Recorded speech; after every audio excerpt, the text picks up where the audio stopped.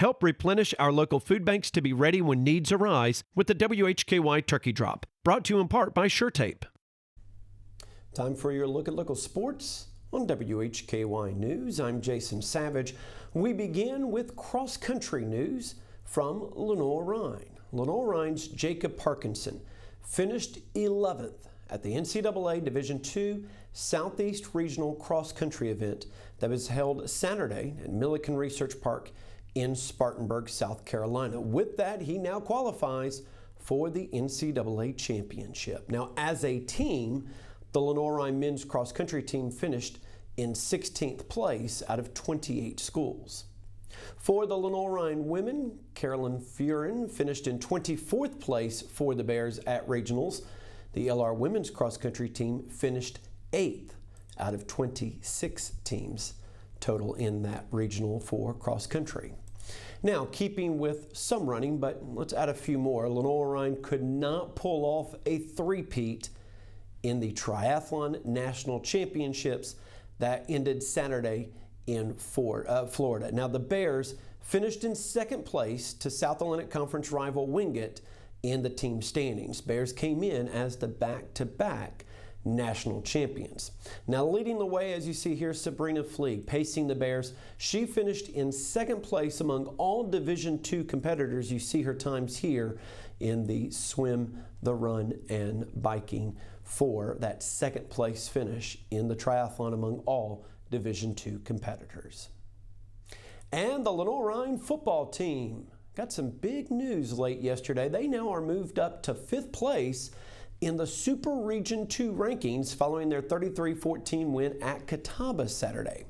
Now, the top 7 teams in each region advanced to the NCAA tournament. So now you see why this is a big deal.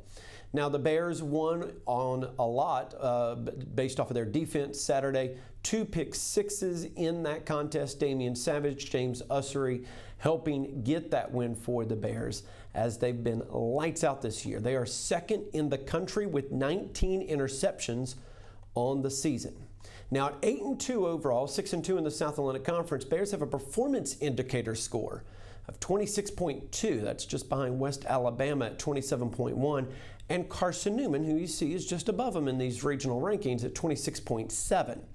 Now, following their win over Delta State, Valdosta State has jumped Wingate as the #1 team in the region. Now, there are multiple factors that are taken into consideration to determine the playoff fields, including in-region winning percentage against Division II opponents, weighted strength of schedule, head-to-head competition, results against common opponents, results against teams above 500, results against ranked teams, and the NCAA performance indicator. Now, a regional committee considers all of the data before ranking 10 teams each week. Now, the top 4 teams in the final regional rankings earn at least 1 home game in the NCAA playoffs, with the #1 seed earning a first-round bye. The top 7 teams in the final rankings earn a spot in the playoffs unless any one of the 4 conferences in the region are not represented in the top 7. If that happens and the conference in question has a team ranked 8th or 9th, that team moves into the #7 seed via the earn access rule. That doesn't seem to be the case this year. Now, the Bears are set to host Anderson Saturday for Senior Day, with the top 4 seeds hosting a first-round playoff game.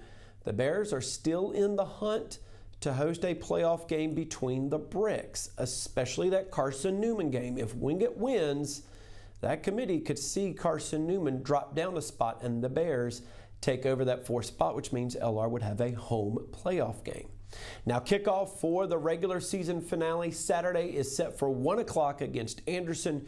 You'll hear that game on WHKY Radio, 1290 AM, 102.3 FM, and online at WHKY.com beginning at 12:45. We'll have much more about that contest as we go through the week. As always, you can find more by visiting our website, WHKY.com.